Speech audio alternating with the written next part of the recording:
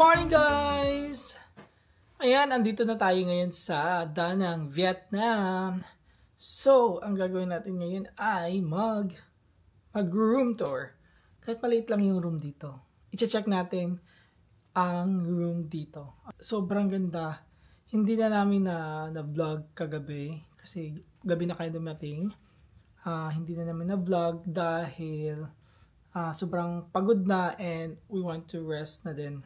Gusto sana namin gumala pa kagabi pero sobrang pagod na talaga sa biyahe. So, you know guys, sayang din yung one day na pinaglaan namin kahapon. More on travel lang.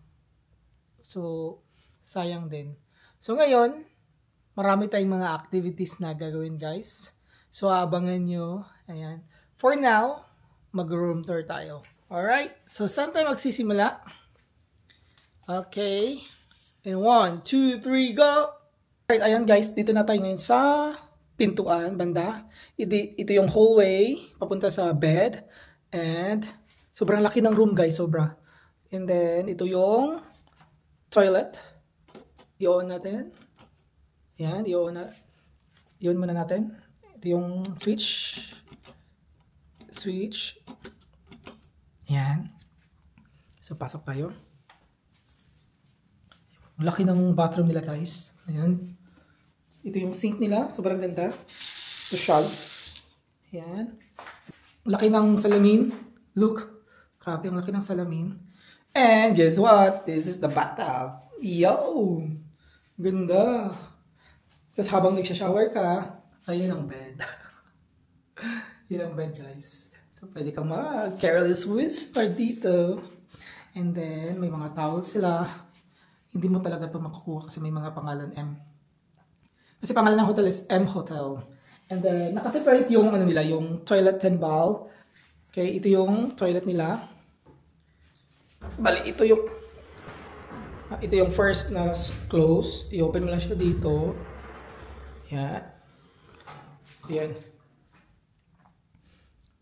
Yan ang toilet nila. Sobrang lawak. And then, ito yung shower. Rain shower din siya guys. Ganda. Rain shower. And, ang nakaka-amaze is, makikita ka habang naliligo. At habang naliligo ka, nakikita mo yung dagat guys. Look!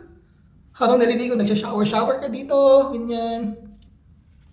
So, habang nagsha-shower ka, ayan, makikita mo yung dagat, tumitingin ka doon shower, pero nakikita ka dito habang naliligo. Pero, hindi mo naman ito i-cover. Yan, i-cover natin to. Malamang, kailangan natin to i-cover pag naliligo naman. Yan.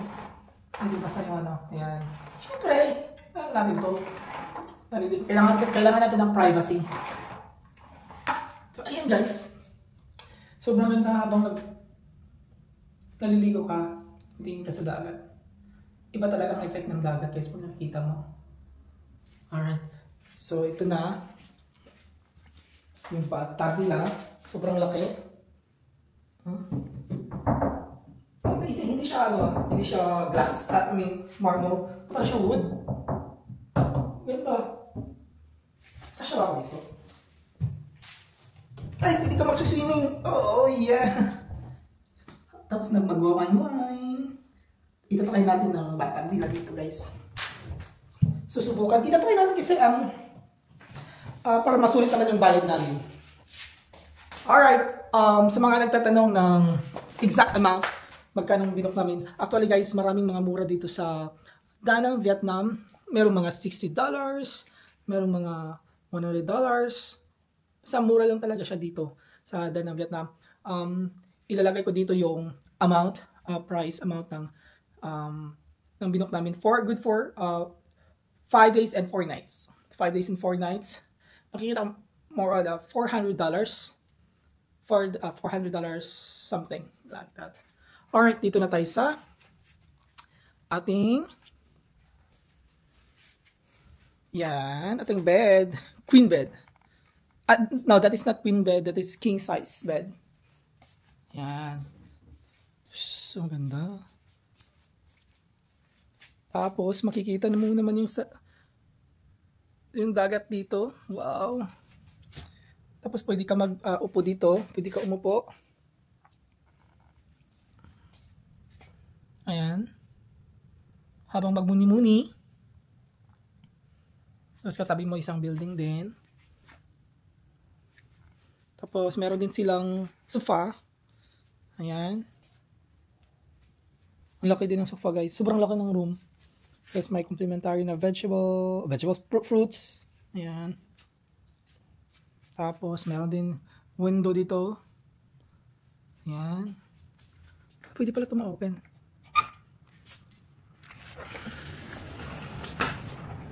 Ay, pwede siya ma-open. Ayan. Oh, diba? Nasa kagubatan na tayo. So, naglalagay sila ng tanim dito sa labas talaga, guys. And I'm so excited na makita yung buong Danang Hotel. Actually, guys, maraming magagandang hotel dito sa Danang na napakamura. Sarado na natin.